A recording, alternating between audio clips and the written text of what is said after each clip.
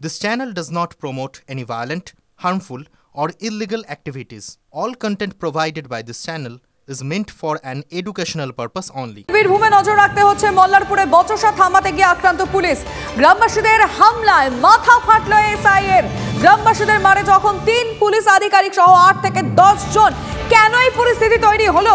হিমাদ্রি আমাদের প্রতিনিধির কাছ থেকে জানার চেষ্টা করব। হিমাদ্রি, হ্যাঁ দেখো, মল্লারপুরে যে পাথাই গ্রাম রয়েছে সেই পাথাই গ্রামে আজ সকালে পুলিশ যখন যায় সেখানে প্রেম ঘটিত একটি উত্তেজনা সৃষ্টি হয়। সেখানে যখন দুই পক্ষের মধ্যে বচসা চলে, সেই বচসা থামাতে গেলে পুলিশের ওপর দুই পক্ষ মিলে অ্যাটাক করে এবং প্রথমে পুলিশের যারা আধিকারিক ছিলেন, 3 জন আধিকারিক ছিলেন, তারা প্রাথমিকভাবে বোঝাতে গেলে তাদেরকে বাঁশ দিয়ে মারধর করা হয়।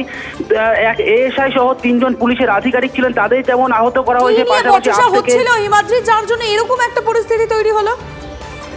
গ্রামে প্রেম ঘটিত একটি সমস্যা হয়, এক ছেলে এবং এক মেয়ের। সেই ঘটনার তদন্তে পুলিশ গ্রামে যখন যায়, পুলিশে অভিযোগ পাওয়ার পর তখনই দুই পক্ষের মধ্যে বচসা শুরু হয়। তারপরই হঠাৎ করে পুলিশকে আক্রমণ করে বসে গ্রামের বেশ কিছু বাসিন্দা। তারা এরপরে কিন্তু পুলিশের সাথে খণ্ডযুদ্ধ শুরু হয়। পুলিশকে যখন মারধর করতে শুরু করে, পাল্টা পুলিশ লাঠিচার্জ করে। এরপরেই কিন্তু দুই পক্ষের মধ্যে বচসা শুরু হয় এবং বাঁশ লাঠি দিয়ে পুলিশকে গ্রামবাসীরা একত্রিত হয়ে মারধর শুরু করে। তখনই আহত হয় প্রায় 8 থেকে 10 জন পুলিশ কর্মী। এর মধ্যে একজন এএসআই রয়েছে, গুরুতরভাবে জখম হয়েছে। তাকে ইতিমধ্যেই মল্লারপুর থেকে রামপুরহাট মেডিকেল কলেজ, পরবর্তী ক্ষেত্রে অন্য জায়গায় স্থানান্তরিত করা হয়েছে এবং ইতিমধ্যেই গ্রাম জুড়ে কড়া পুলিশ নিরাপত্তা। যেখানে রক্ষাকর্তা পুলিশ, সেখানে তাদেরকেই মার খেতে হলো। নজর থাকবে। ধন্যবাদ হিমাদ্রি।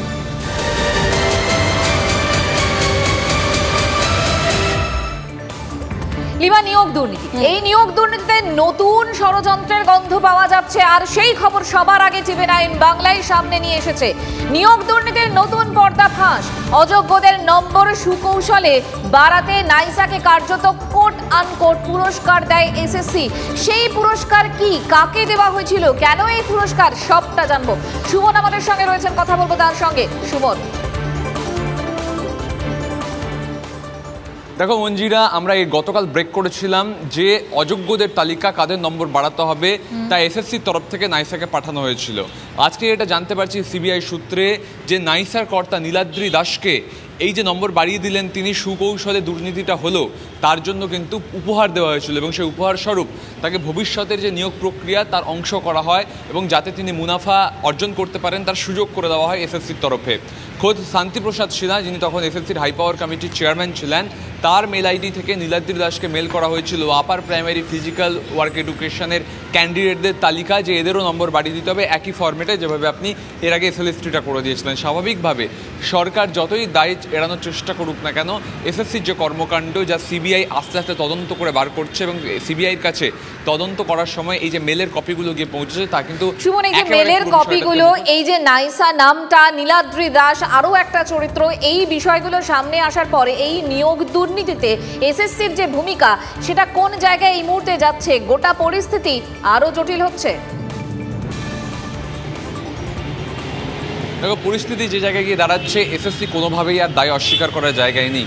ভবিষ্যতে সুপ্রিম কোর্টে যখন শুনানি হবে তখন কিন্তু সিবিআইয়ের তরফ থেকে এই প্রমাণ্য নথিগুলো পেশ করা হবে। ফলে এসএসসি কোনোভাবেই দায় এড়াতে পারবে না। তার কারণে যে যোগ্য অযোগ্য যাই ঘটনা ঘটেছে সব কিছুর মূলে কিন্তু এসএসসি এবং এসএসসির কর্মকাণ্ড কিন্তু তার প্রমাণ তুলে দিচ্ছে।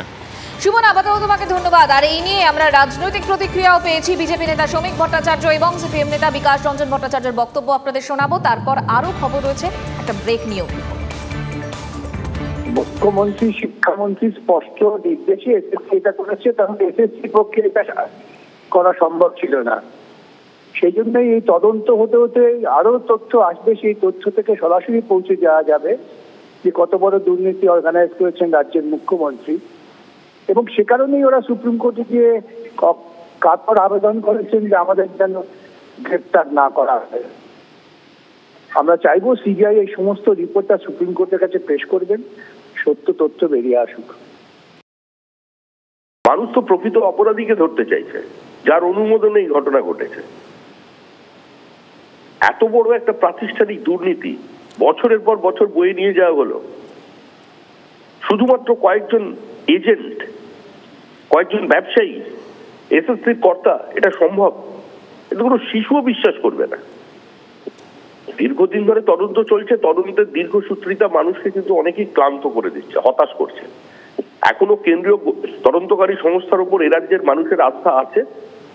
মানুষ এখনো বিশ্বাস করে যে আদালতের মধ্যস্থতায়, আদালতের নজরদারিতে, আদালতের নির্দেশে কেন্দ্রীয় তদন্তকারী সংস্থা প্রকৃত তথ্য উদ্ঘাটন করতে পারে।